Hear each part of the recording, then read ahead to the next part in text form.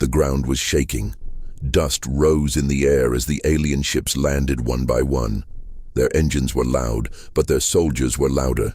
They marched out in silver armor, holding thick black rifles. Their eyes glowed blue, and their skin was pale like ash. In the center of the battlefield stood one woman. She wore no armor, no helmet, no weapons, just a plain black suit and soft boots. Her hands were by her sides, calm. Her brown hair danced in the wind, but her eyes didn't blink. She just stood there. Across from her, standing high on a tank, was Commander Zorak, one of the most feared alien warriors in the galaxy. He had fought in 62 battles, won 62 times. His armor was made from the bones of defeated enemies. His voice could freeze weak soldiers. Zorak looked down at the woman and laughed. "This is what the humans send to face me," he shouted. "This small, soft thing." His soldiers laughed with him, loud and sharp. Some even pointed at her, like she was a joke. But she didn't move, not even a blink, not even a breath. The humans watching from behind the hill didn't know what to say. Some thought she was frozen from fear, others thought she was buying time. Only one man, General Krell, stayed silent. His eyes stayed on her. Zorak stepped off the tank and walked slowly toward her.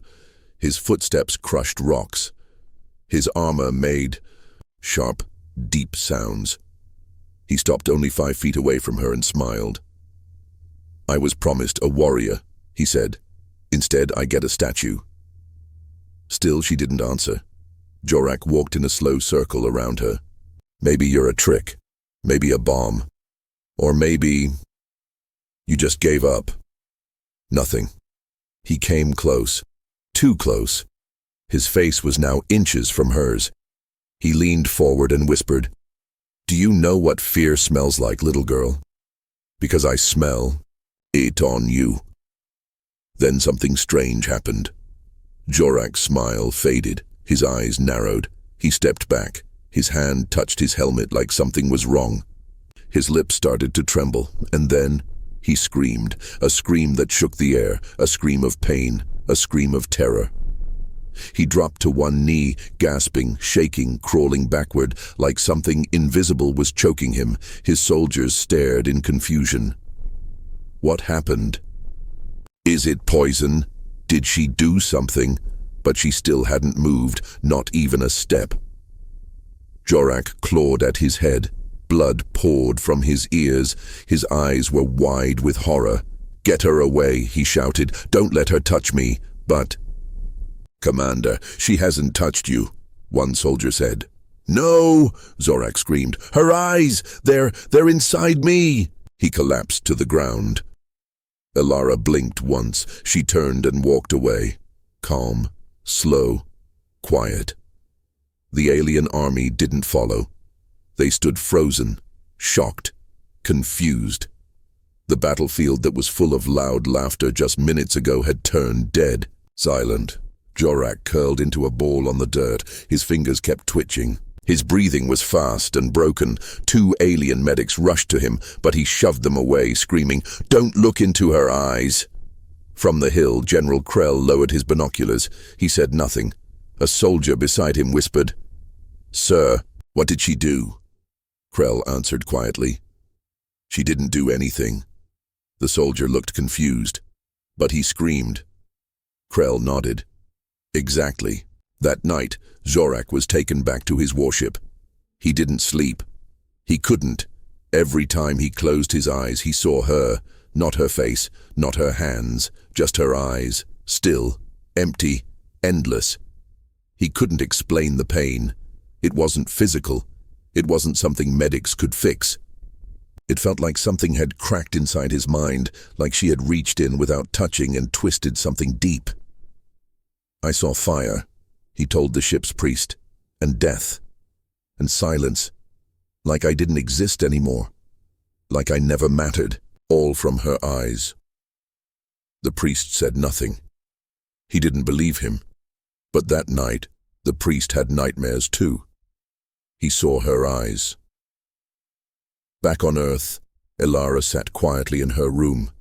She didn't smile. She didn't cry. She just sat. A voice spoke through the speaker on her wall. "Ilara," the general said, "we saw the footage. You didn't even raise your hand."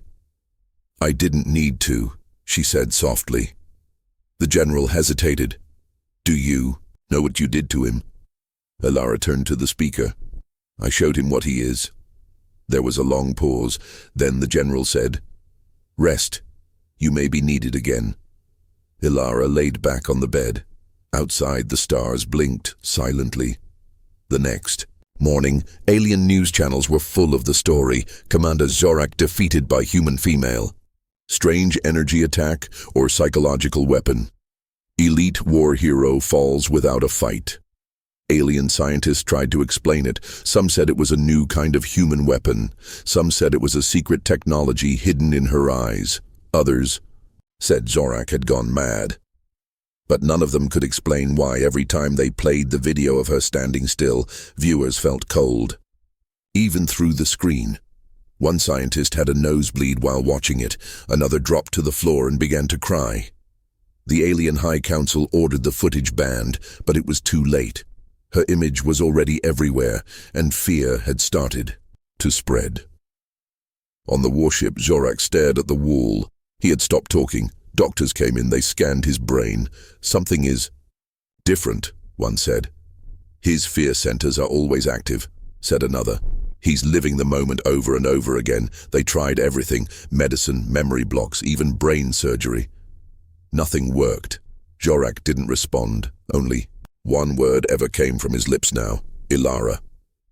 Far away, in a quiet room on a base in the mountains, Ilara stood in front of a mirror. She looked at her own eyes and she whispered, "You're afraid of me. But I'm afraid too." She closed her eyes and the mirror cracked. Smoke filled the sky above the alien warship. It wasn't from battle, it was from confusion, from panic. Inside the medical wing, Commander Zorak lay strapped to a metal bed. He shook violently, though no one touched him. His eyes were wide. His lips moved silently. One of the alien nurses turned to the doctor. "He's speaking again." The doctor stepped forward. "Commander, can you hear me?" Zorak didn't blink. His voice cracked. "She's inside me." "She's still inside me." "Who?" the doctor asked. "The girl, the human." The doctor frowned. "She didn't touch you. We scanned everything. No chemicals, no weapons, not even a whisper." Zorak gritted his teeth. "You didn't see her eyes." Then he screamed again. The same sharp scream from the battlefield. So loud that the glass in the medical lab shattered. On the alien capital planet, the High Council met. A tall alien with golden armor stood at the center. His name was Lord Vareth, head of Galactic Defense. "Explain it to me again," he growled. An officer showed footage of the battlefield. "This is all we have. The human female did nothing. She just stood there." The council watched the moment. The woman stood still. Zorak mocked her. Then he screamed and fell. Replay.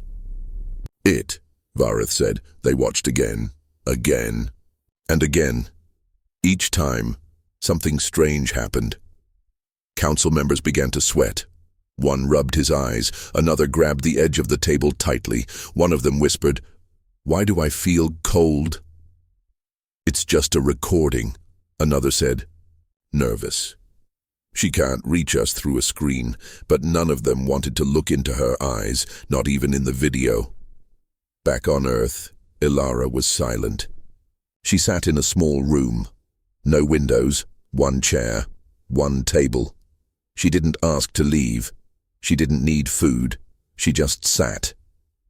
Outside, military officers watched her through a one-way mirror. "She's calm," one said. "She hasn't said a word in hours," said another. A general stepped forward.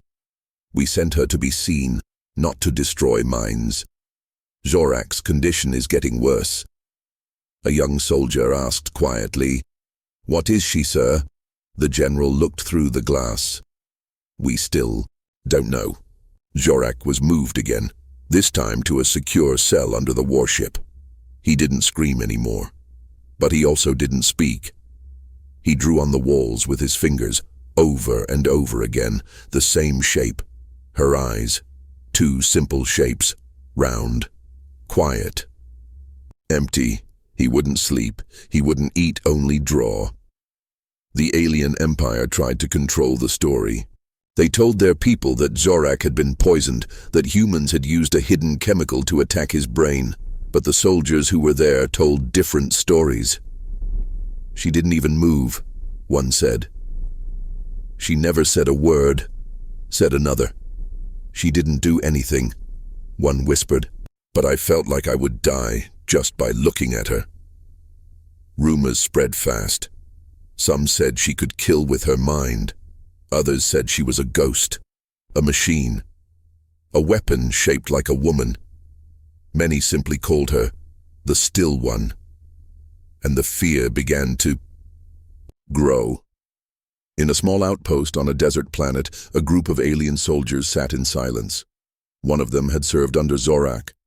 I saw him laugh, the soldier said. He walked toward her like a god, then he screamed like a child. Another soldier laughed nervously. You believe she has powers? The first soldier didn't laugh. I don't know what she has, but I never want to see her again. The others went quiet. Inside Zorak's mind, it was not quiet. He heard her breath in the silence. He saw her face in the shadows. He felt pressure in his chest, like her eyes were pushing through him, turning him inside out. He had fought beasts, he had fought machines, but he had never felt invisible terror like this. He had mocked her strength, and now he couldn't sleep without remembering it. He whispered one thing over and over. She showed me. The end. Back on Earth, Ilara finally spoke. A general stood across from her. He had asked her the same question for 2 hours. What did you do to Zorak? She answered softly. I looked at him. That's it. She nodded. The general leaned closer. How? What are you? I'm human, she said. You're not like us. She nodded again. I know. Why didn't you move? I didn't have to. The general's hands tightened behind his back. You made him scream. I didn't mean to. The general paused, then he said something strange. You've become a weapon, Ilara. She looked at him and said, No. You made me one. He had no answer. Meanwhile, the alien High Council was breaking. They had always believed they were the strongest force in the galaxy. No other race had stood against them. Until now. Until her. The video of Zorak's scream had been banned, but still, it spread, across back channels, hidden forums, in secret meetings. Young alien warriors dared each other to watch it. Some did, and many of them became quiet afterward. One fainted, one burned the screen, one never spoke again. The council feared it couldn't contain the fear anymore, so they changed the plan. They decided, attack Earth now. Destroy it before others grow afraid. On Earth, military leaders met in a cold, dark room. The words were sharp. The aliens are moving. They plan to strike in 7 days. We must prepare full defense. Someone asked, should we use her again? A silence filled the room. She's not stable. She's not trained. She's too powerful. Then General Krell spoke. She's the only reason we're still standing. Everyone looked at him. She didn't touch Zorak, he said. But she broke him. Then he looked at the others. Do you know what that means? One voice said, it means she's dangerous. Krell shook his head. It means they're afraid. Ilara sat alone in her room. She could feel something in the air, a wave, a ripple. Like fear was crossing space and heading back toward her. She closed her eyes. She could hear whispers. Zorak's voice. Dreams from aliens she had never met. She wasn't just in their minds, they were starting to feel her, even from across the stars. She whispered to herself, "I didn't ask for this." Then slowly, she stood. For the first time since the battlefield, her shadow stretched across the floor, long and sharp, and the mirror on the wall cracked again, without a sound. Somewhere far away, Zorak's cell turned cold. He looked up, slowly. His eyes were dry and red. He felt her waking up, and once again, he screamed. The alien fleet appeared above Earth like black clouds made of metal. There were hundreds of ships, big ones that blocked sunlight, small ones that moved like wasps. The sky darkened. The moon vanished behind steel. Across the planet, alarms rang. People rushed underground. Soldiers readied their weapons. But in one quiet room under a mountain base, Ilara sat on a bench, silent. No guards, no restraints, no armor.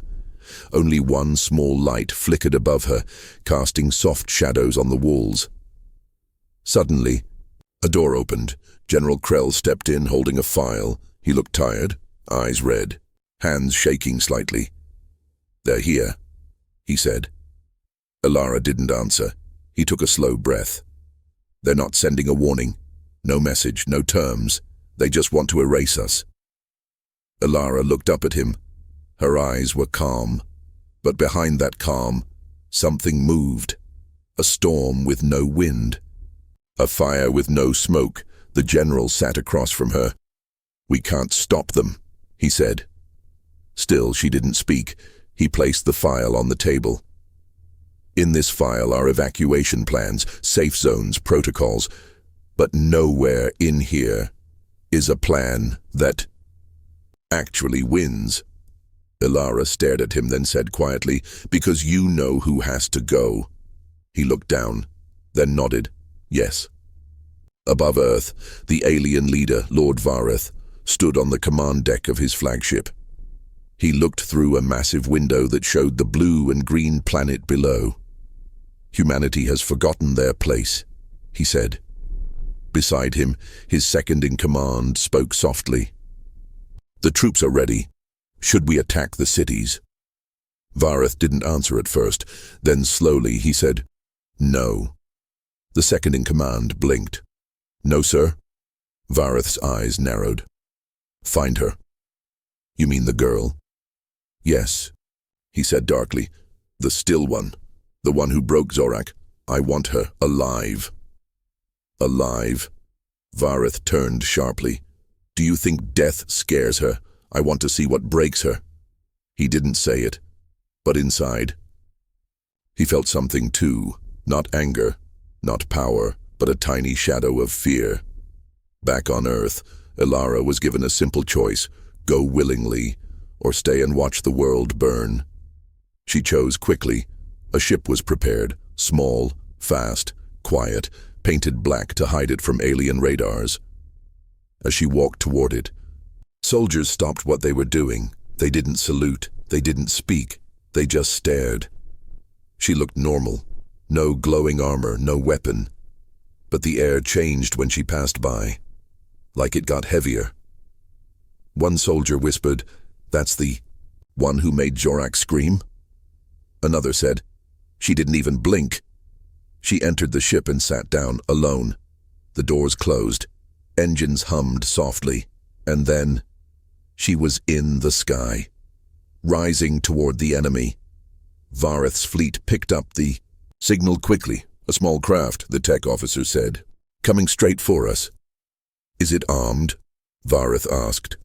"No. Destroy it." The officer moved to follow the command, but paused. He looked again at the screen. "Something's wrong." "What is it?" The officer swallowed. "She's in there." Vareth's body stiffened. "Let her land," he said quietly. "Sir, I want to see her, up close." Ilara's ship was guided into the enemy flagship. Huge steel arms clamped around her craft and pulled it inside. The doors opened. 12 alien soldiers pointed rifles at her. She stepped out. Didn't flinch. Didn't look afraid. One soldier shouted, "Hands in the air!" She didn't move. Another shouted, "Drop to your knees!" Still nothing. Then one of them fell. He didn't scream. He just dropped, like someone had flipped a switch inside him. The other soldiers froze. They didn't know what happened. They didn't see a strike. They didn't hear a sound, but now something in their stomach twisted. Their breath came faster. The second soldier dropped his rifle. The third turned and ran. Vareth watched it all through the security screens. He leaned forward. "She hasn't done anything," he whispered. "Why are they?" He didn't finish, because he felt it too, like her presence reached through the ship, through the metal, through the air, and pressed gently on his chest. It wasn't pain. It was truth, a heavy truth, that he was not strong enough to face her. He stood quickly. "I will face her myself." Ilara stood in a wide hallway. The floors were gold. The lights flickered slightly, as if the ship itself was nervous. Then came footsteps. Vareth walked slowly, followed by guards in red armor. He stopped 10 feet from her. "You're smaller than I expected," he said. She didn't answer. He smiled. "You think silence makes you powerful?" "Nothing." "Jorak was weak," he said. "I won't fall like him." She looked at him, just once, and the smile on his face faded. He felt something sharp in the air, like her eyes weren't just looking at him, they were looking through him. He tried to speak, but his voice caught in his throat. His guards moved closer. She didn't react. Then one of the guards grunted, dropped to a knee, gasping. The other one stepped back, gun shaking. Vareth shouted, "What are you?" She answered calmly, "Reflection." That word echoed in his mind. Reflection. He suddenly saw images in his head. His past. The things he'd done. Innocence he had ordered to be wiped out. Worlds burned. Tears. Ash. Children screaming. It was like her eyes turned his memories against him. He dropped to his knees, and for the first time in his life, Lord Vareth cried. Outside the room, alien soldiers watched the feed. They saw their leader collapse. He didn't scream. He didn't fight. He just gave up. One whispered, "She's not killing them." Another said, "She's making them see." One by one, they began to lower their weapons. In her own mind, Ilara stood alone in a field of stars. She wasn't angry. She wasn't violent, but she had learned something. All her life, people feared power. They thought it was in fists, in fire, in destruction. But she had something else, a storm without sound, a storm that lived in truth. She didn't destroy her enemies. She simply let them see who they truly were. And that was enough. Vareth was taken to the medical bay. He kept whispering, "The same thing, she didn't touch me." Over and over, back on Earth, the alien ship stopped moving. One by one, they began to pull away from the planet. Not because of threats, not because of weapons, but because they had seen her and they didn't want to be seen again. In her quiet room back on Earth, Ilara sat once more. The same bench, the same soft light. General Krell entered. "You didn't fight," he said. She looked up. "I didn't have to." He sat beside her. "Why do they fear you?" Ilara didn't answer right away. Then she said, "Because I don't lie." The general nodded slowly, and for the first time in weeks, he smiled. But far in the shadows of the galaxy, others were watching silently, carefully, and they whispered to each other. "She sees everything." Silence had spread across the stars, after the warships left Earth, after the screams stopped, after Lord Vareth fell to his knees. No one spoke of fighting the humans again, but far away, deep in forgotten systems, something old had awakened. It had been watching, not with eyes, not with ships, but with thought, and now it wanted to understand her. Who was the girl that shattered pride without lifting a hand? What was the storm that lived behind her eyes? On Earth, Ilara walked alone. No guards, no orders. People didn't speak to her much. Some were afraid. Some were in awe. But she didn't need their words. She could feel it.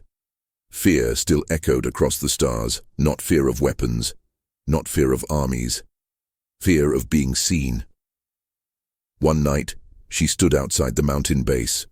Cold wind brushed her face. Above her, stars blinked in silence. She felt it. Something had shifted like eyes pressing down from space. She whispered, "They're coming." The warning came 2 days later. A strange signal reached Earth's satellite systems. Not a threat, not a voice.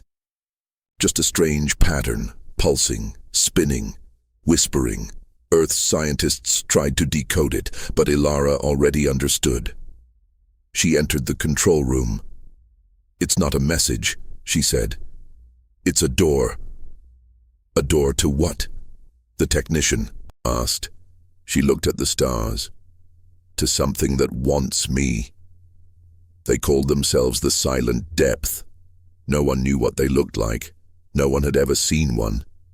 But across the galaxy, there were stories, whispers of an ancient race that didn't fight with ships or guns.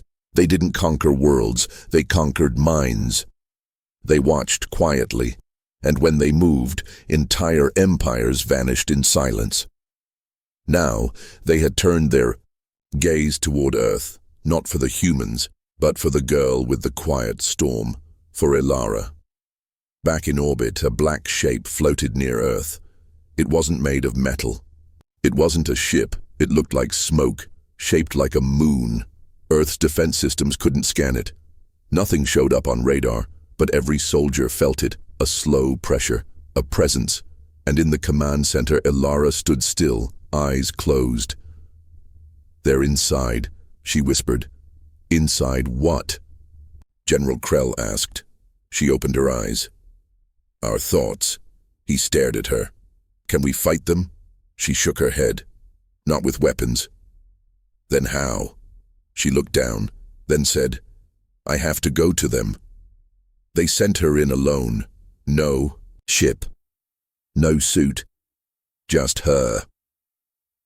Ilara stood in the center of the Earth's launch pad. The sky above turned grey. The shape in orbit pulsed, like it was breathing. Then light surrounded her.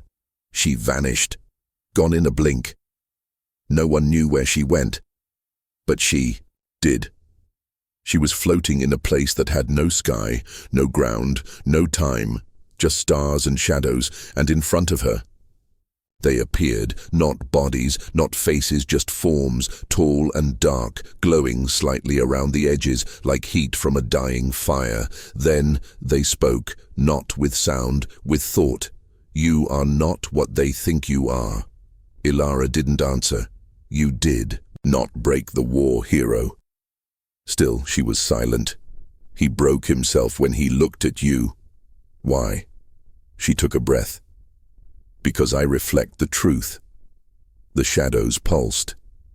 "You are not like the others. I am human. But your mind is not. It is open. It is ancient." She stepped forward. "Why are you watching me?" The air around her tightened. "Because we have never seen one like you. We have searched, waited, and now here you are. A mirror. No mind can escape." She narrowed her eyes. "You want to use me?" "No. We want to be you." She froze. "What?" "We are many. But we are nothing without form. You are form. We will enter you, expand you, share your mind, spread your gift across the stars." Her hands clenched. "You want to wear me. You will still be Ilara, but more. You will no longer be alone." She looked at them. "You're afraid of something." The shadows paused. "We are not afraid." "Yes, you are," she said. "You fear being seen like everyone else." The shadows pulsed again. Then cracked like a mirror. And suddenly she saw what they truly were, not gods, not ghosts, but minds that had long forgotten how to feel. They weren't watching her out of power, they were watching because she reminded them what they lost. She whispered, "You wanted to become me because you forgot how to be." The shadows pulled back. One of them asked softly, "Then show us." Back on Earth, the sky brightened. The black shape above the planet began to fade. Scientists stared in shock. "Where's Ilara?" one asked. Then a soft voice came through the speakers. "I'm here." Ilara was back, standing on the same launch pad, eyes closed, face calm. But something was different. When she opened her eyes, they glowed for a second, then dimmed. General Krell ran to her. "What happened?" She looked at him. "I showed them what it means to feel." "Did they invade you?" She shook her head. "They didn't need to. They saw." He stared at her. "Are they gone?" She looked at the sky. "They left. Not because I scared them, but because I reminded them." Of what? That they were once alive. Later that night she sat alone again, but not fully alone. Somewhere inside her mind, quiet thoughts moved, not loud, not dangerous, just watching. She had not destroyed. The silent depth she had connected, and now, a part of them stayed with her. Not to control, not to use, but to learn, to remember what it meant to be human, but deep in another galaxy. A different race saw the moment the shadows fled. They didn't fear Ilara. They saw her as a threat to their rule. They began preparing ships. Fire, steel, noise. They would not break like Zorak. They would not kneel like Vareth. They would erase her, but they didn't understand one thing. She didn't win because she was powerful. She won because she made her enemies look at themselves, and that was something no weapon could stop. Far from Earth, a planet spun under a red sun. Cold, dry, silent. No rivers, no clouds, no music, only metal, order, and war. This was Varnock Prime, home of the Karn Empire, a race born from machines and steel. They did not feel pain. They did not feel mercy.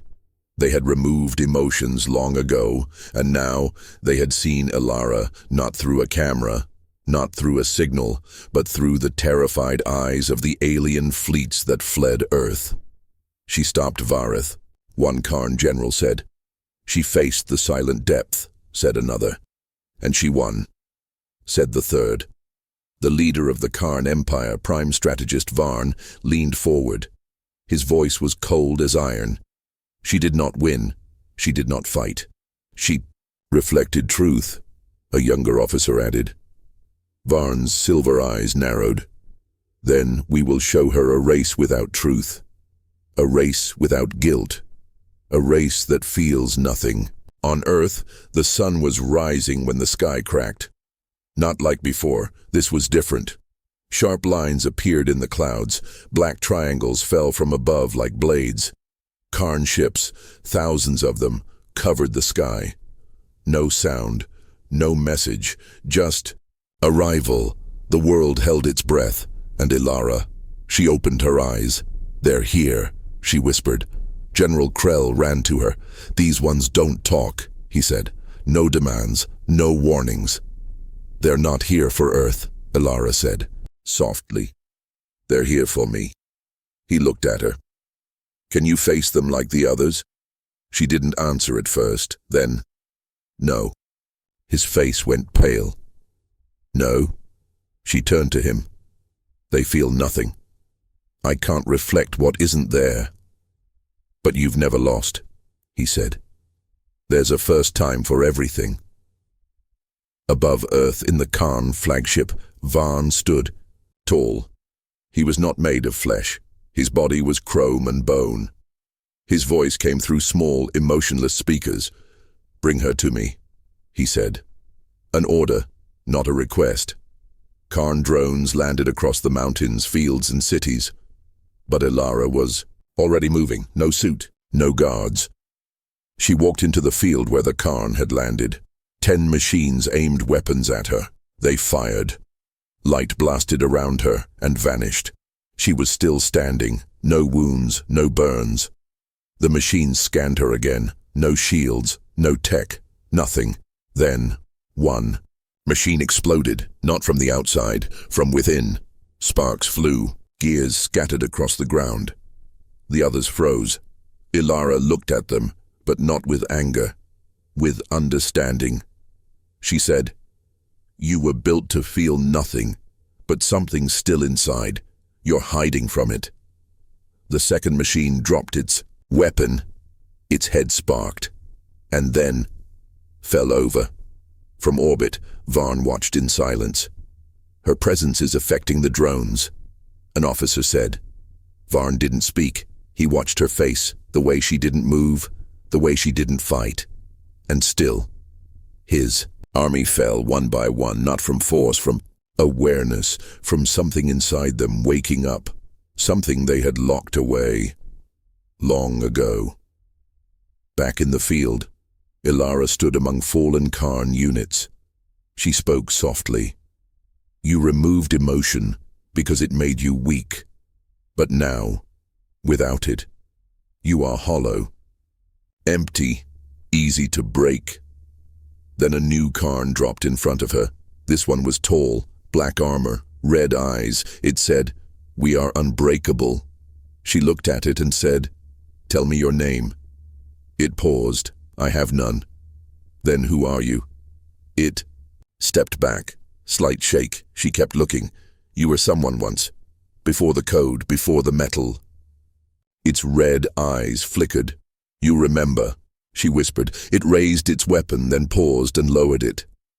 "No," it said quietly. "I don't want to forget any more." Then it shut down, by choice. Varn clenched his cold fists. This ends now. He launched his personal drop pod toward Earth, toward her. When he landed, the ground cracked. He stepped out, 7 feet tall, skin made of polished metal, voice like thunder in a cave. "You are poison," he said.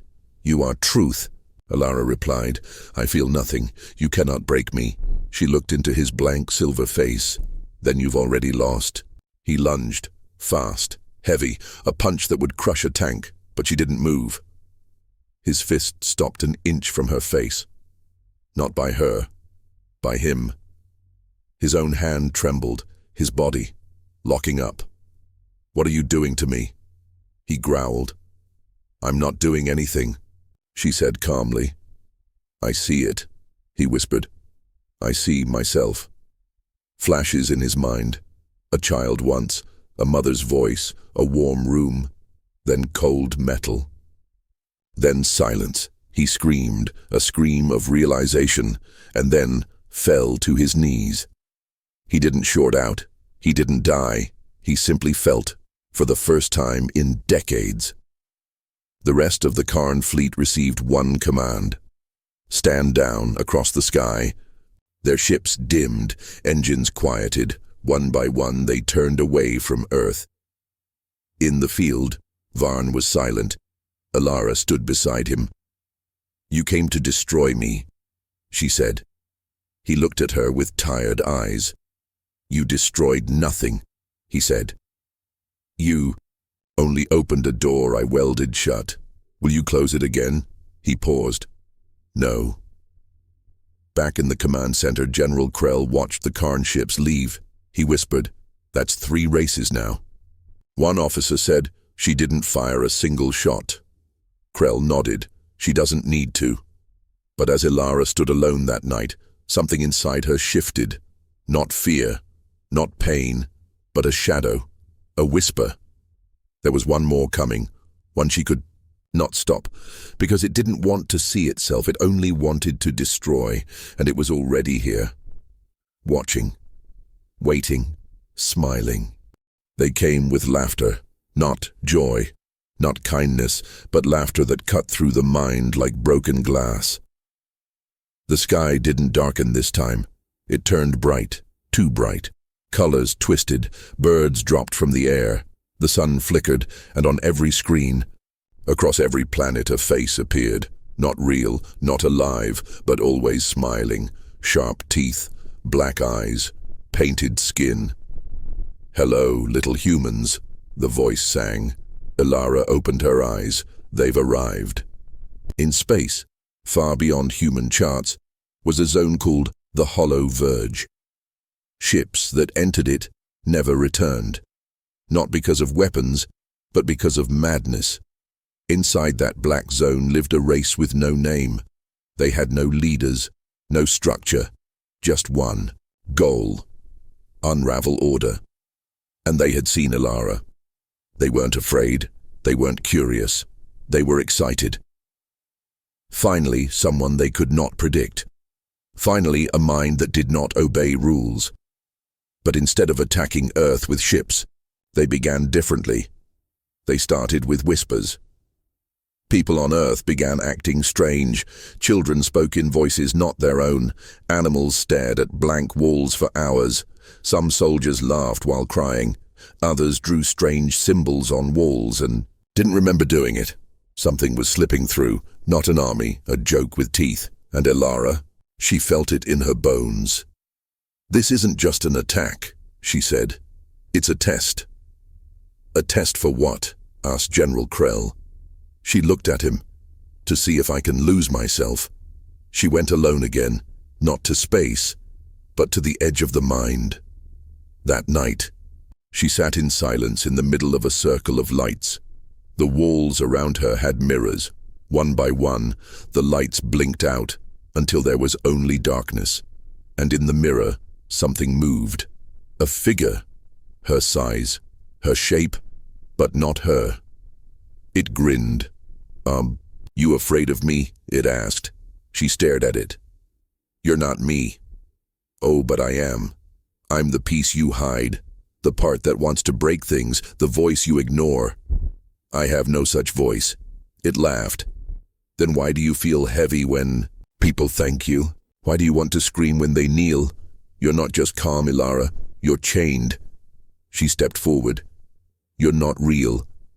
It grinned wider. "Then stop me." The mirror cracked. Her reflection climbed out. Now she was face to face with herself, but twisted. Same eyes, same face, but wild, cold, smiling. "You defeated warlords," it said.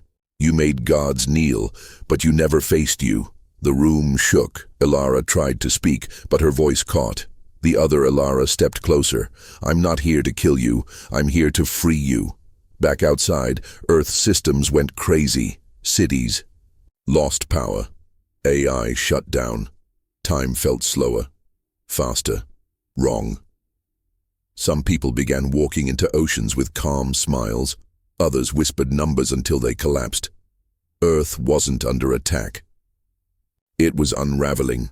General Krell tried to contact Ilara. No answer. He ordered troops to protect the facility, but nothing worked. Even the sky had stopped moving. Then, all screens turned on, and on every one the two Ilaras were shown, locked in a silent stare. One calm, one grinning, one whole, one broken. Which would win? Inside the chamber, Ilara felt cold. The fake Ilara walked in circles. "They don't love you," it whispered. "They fear you." Ilara didn't move. "They'll never understand you. You don't belong to them. You belong to me. You're just a thought," Ilara replied. "You're not real." "I'm real enough to make you hesitate," the fake Ilara said. "Real enough to make your hands shake. You've never let anyone see it. But I know. I am it." Then the fake Ilara lunged. No fists, no blades, just contact. Their hands touched, and everything changed. Suddenly, Ilara was inside her own mind, standing in a field. But it wasn't hers. The ground was burning, the sky was laughing, buildings twisted. Like rubber, people cried while smiling, and in the center the grinning version of her danced. "You see? I control this now. This is your world when you stop pretending." But Ilara walked forward, slowly, quietly, and said, "No." The sky cracked. The fire stopped. "I am not this madness," she whispered. "I am not the storm. I am not the scream. The—" Fake Ilara blinked, confused. "You can't stop me." "Yes, I can," she said, "by accepting you." "What?" "You are my fear, my anger, my doubt. But you are not my master." She reached out and hugged her other self. The madness screamed. The world split. And then silence. Outside, earth steadied. Skies calmed. The strange faces vanished from screens. The laughter stopped. People woke as if from a long sleep. Some cried. Some prayed. But all looked up and saw her, Ilara, standing above the city, calm, whole, alone, but strong. Later, in the war room, Krell asked her, "Was that another alien?" She shook her head. "It was something worse." "Worse?" She looked out the window. "It was me. The part I never faced." He nodded slowly. "Then what now?" She took a deep breath. "There's one more coming." He frowned. "How do you know?" She didn't answer, but deep inside she felt it, the final piece, the real enemy. Not gods, not warlords, not madness, but something far more dangerous. A perfect world with no truth, and it was already on its way. No blood-red clouds, no screaming lights, no twisted skies, just silence, calm, peace, and that was the problem. Something wasn't right. Ilara stood on a balcony looking out over the city. People were laughing again, smiling, dancing. No panic, no fear. It was too perfect, too still. "They're hiding something," she whispered. General Krell walked beside her. "What do you mean? Do you hear it?" she asked. He paused. "Hear what?" "Exactly," she said. "There's no crying, no arguments. Not even silence, just agreement." That night a message appeared on every screen. "Congratulations, humanity. You are now complete. There is nothing more to fear." No one reacted, not even a blink. Children clapped, old men smiled. Ilara's eyes narrowed. "This isn't peace," she said. "It's a cage." And then she felt it. Something watching. Not from space, from inside. At midnight she walked through the streets. A man dropped his drink. It shattered, but instead of anger he calmly smiled and said, "No trouble here." A woman tripped on the stairs. Blood on her knees, but she just whispered, "Thank you for this beautiful life." Ilara's heart sank. "They're not free," she whispered. "They've been rewritten." She looked up and saw a strange symbol on the tallest tower.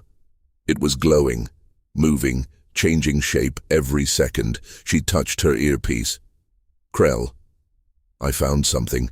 It's not a weapon. It's not a creature. It's an idea." He answered, "We see it too, but no one's reacting." "That's because they don't know it's there," she said. "It's editing their minds." In the control room, Krell played footage from earlier in the day. There was no chaos, no threats, but every person at some point looked up, just for a second, like they saw something, and then smiled. It wasn't natural, it was programmed. Krell turned to his staff. "Shut it down." The lights dimmed. No one moved, no one helped, no one resisted. They just smiled. Krell froze. "Why aren't you listening?" And one officer replied, "Because you're wrong. Everything's perfect now." Back in the city, Ilara climbed the tower. No guards, no doors, no resistance, only silence. Until she reached the top. And there it was. A chair. A mirror. A voice. "Welcome, Ilara." She turned. No one was there. "You faced monsters, gods, madness. But now, you face peace." She said nothing. "This world is clean. Everyone is happy. No pain, no fear." "Because you took away their choices," she said. "We took away their burden." They don't miss it. I do. The voice laughed.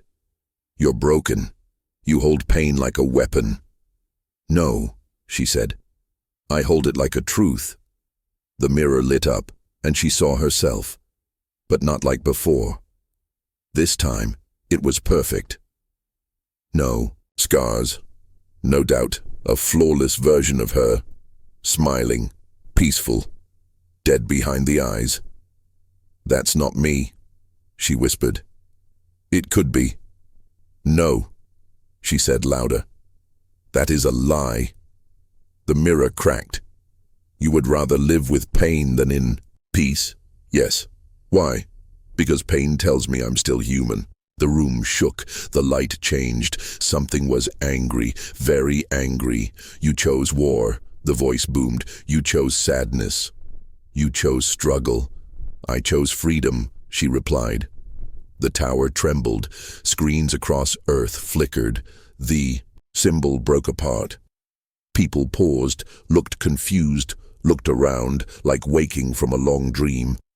Then the voice spoke again. You ruined it. I saved it. You'll regret this. No, she said. You will. She reached out, touched the core of the symbol, and it shattered like glass falling from the sky. Across Earth, people fell to their knees, not in pain, but in shock. Tears came. Some sobbed, some hugged each other, others whispered, "Where was I?" Children ran to parents, couples embraced. People remembered who they were.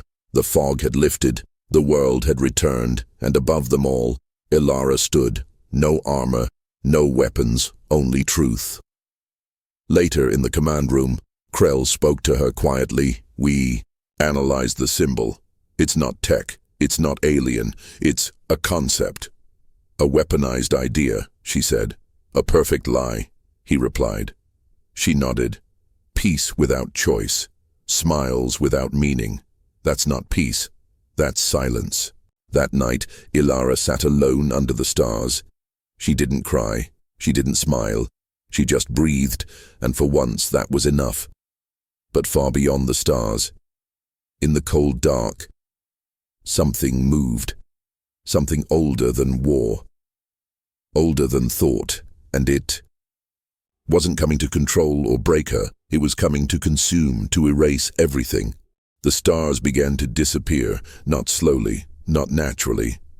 One by one, they blinked out like dying candles. First, the Orion arm, then the Sagittarius stretch, then local suns. Blackness crept in from the edge of the universe. Scientists panicked. AI refused. To answer questions, satellites recorded a wave, not made of energy or matter, but of nothingness. And it was moving fast, faster than light, faster than thought, toward Earth. In the war chamber, General Krell pointed at the screen. That thing, he said, has no shape, no signal, no mass. It's not something we can fight, said one of the officers. It doesn't attack, it just erases. Everyone turned to Ilara. She was staring at the dark zone in space. Calm. Still, like she expected it. What is it? Krell asked. She didn't look away. It's the end of all questions. Billions of voices rose across Earth. Some prayed, some denied, others simply waited. But Ilara walked alone into the hangar. Her ship stood ready. One seat, one mission. No army? Krell asked her. She shook her head. No weapons. She touched her chest. This time, I only need truth. The ship launched, straight into the creeping black. As it passed the moon, systems shut down, screens went blank.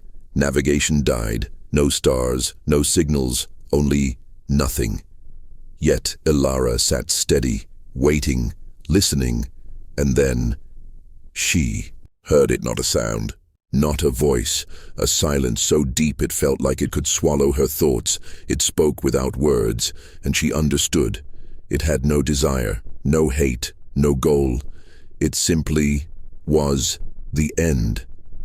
an ancient emptiness from before time, a silence that hated meaning, and it had come to erase, not out of anger, but because it was tired of noise, of life, of story. Ilara floated before it and spoke without speaking. Why now? The silence answered, because you finally knew peace. And that's when all things must end. Most would break, most would scream.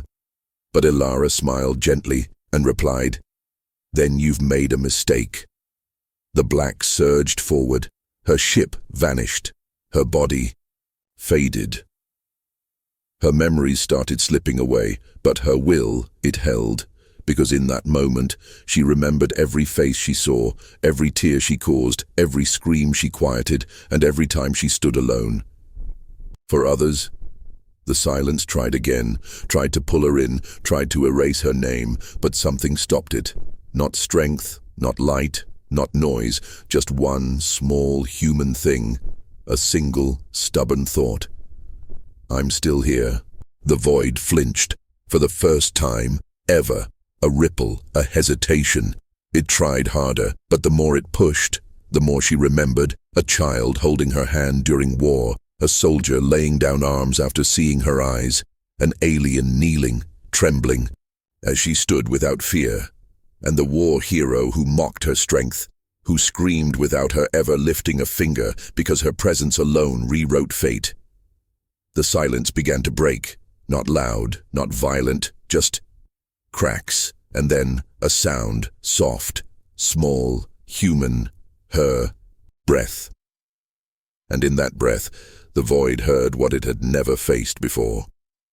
Purpose, not of armies, not of empires, but of one soul refusing to vanish. Across Earth, the stars flickered back on, one by one, as if the universe held its breath. Then breathed again, people gasped, children laughed, the skies healed, and above the world, in orbit, a single heartbeat pulsed on a screen. Ilara's. She opened her eyes, floating, alone, but alive, not victorious, but unbroken. Krell's voice came, in weak but clear. Ilara, you did it. No, she whispered. I just stayed. Later, when they asked her what it was, that final silence, she only said, it wasn't a monster, it was a mirror. And what did you see? She paused, then smiled. My reason. The world changed after that, not through weapons, not through fear, but through understanding. Because if one human, with no armor, no weapons, no violence, could stare down the end of all things and stay human, then maybe humanity was ready, not for war, but for whatever came next.